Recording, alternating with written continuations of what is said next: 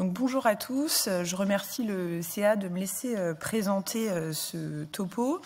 En préambule, je voulais juste faire un petit mot parce que j'ai eu plusieurs questions ou remarques sur Laurent Siproudis qui n'est pas là aujourd'hui. Donc il va bien, voilà, il n'y a pas de souci, il ne fait pas du boudin ou quoi que ce soit. Donc je voulais juste que ce soit clair pour commencer.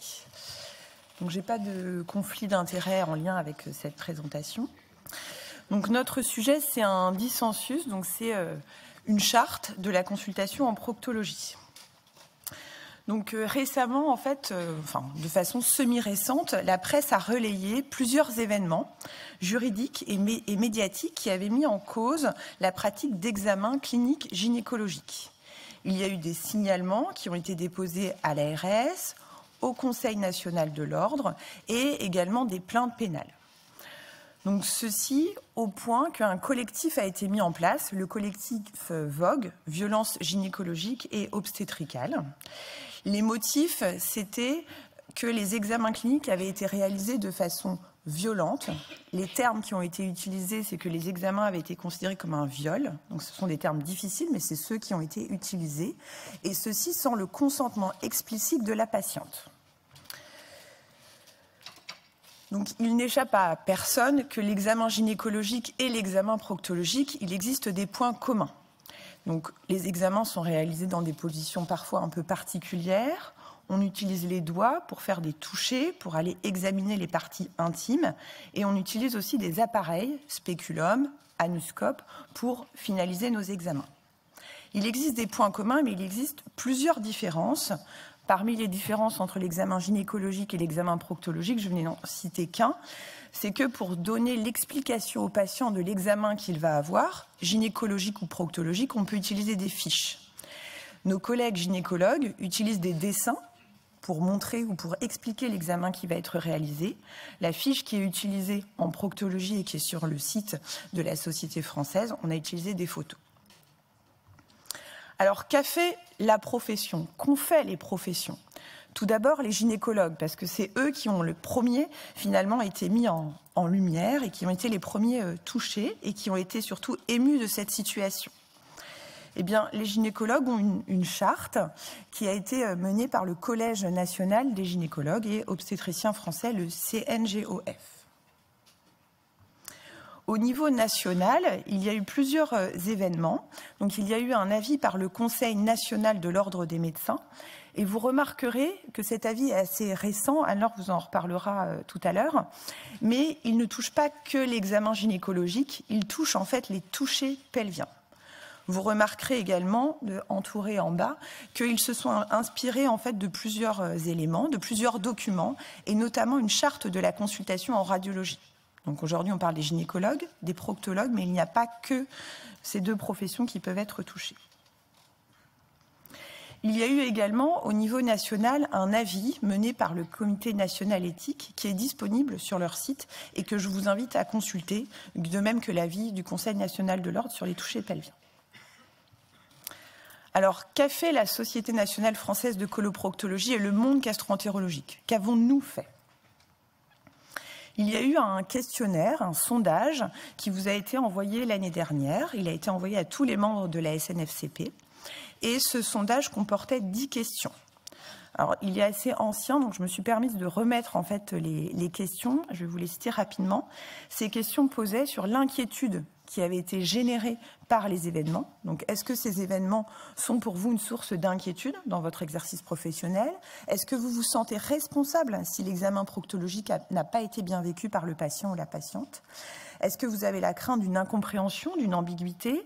Est-ce que vous avez déjà ressenti une perception ambiguë? Et est-ce que vous avez peur d'une procédure judiciaire envers vous?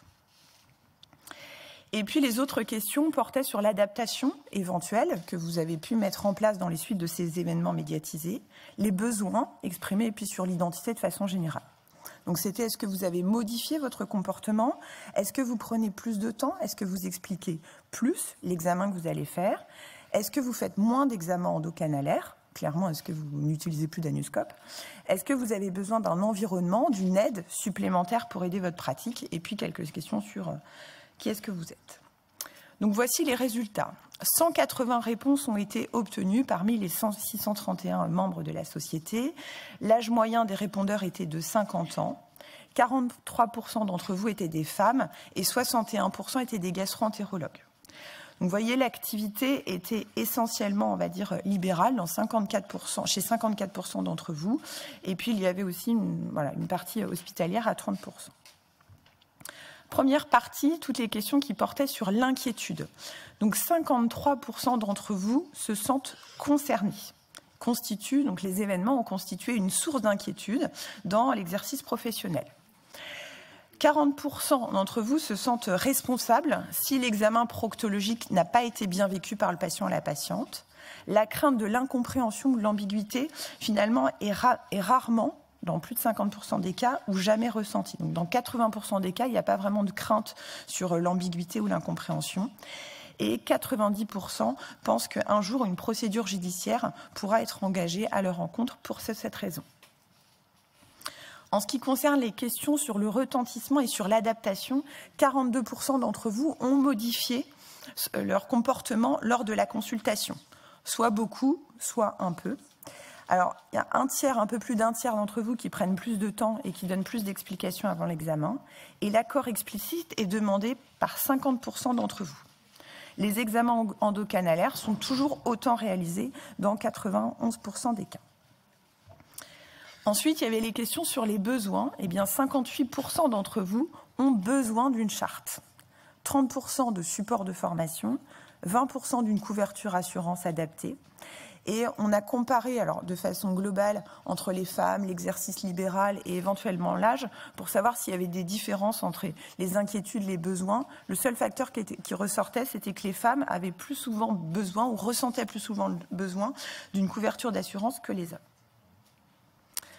Alors, temps de frein. Pourquoi est-ce qu'effectivement c'est le sujet chaud de la soirée ? Donc il faut savoir que les résultats étaient disponibles l'année dernière et qu'ils ont été écrits sous forme d'un abstract et déposés au GIFOD l'année dernière. Je vous mets ici la preuve du dépôt. Cet abstract a été noté et cet abstract a été écarté. Il n'a pas été communiqué au GIFOD. J'ai reçu ce mail que je vous mets tel quel pour vous montrer également la preuve. Donc c'est d'autant plus que je remercie au CA et à la société aujourd'hui de m'avoir laissé présenter les résultats de ce sondage qui vous avait été adressé. Donc pourquoi tant de freins ?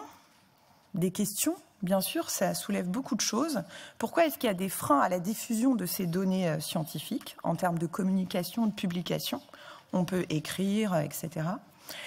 Pourquoi tant de freins à répondre aux attentes des sociétaires, à vos attentes? Vous êtes inquiets, vous voulez une charte. Et pourquoi est-ce qu'il y a tant de freins à prendre position? Donc ça, c'est toutes les questions actuelles. Ce n'est pas un combat personnel, hein. C'est bien, voilà, je tiens à le préciser. Et donc, c'est pour ouvrir le débat et discuter. Donc, je vais laisser peut-être Anne-Laure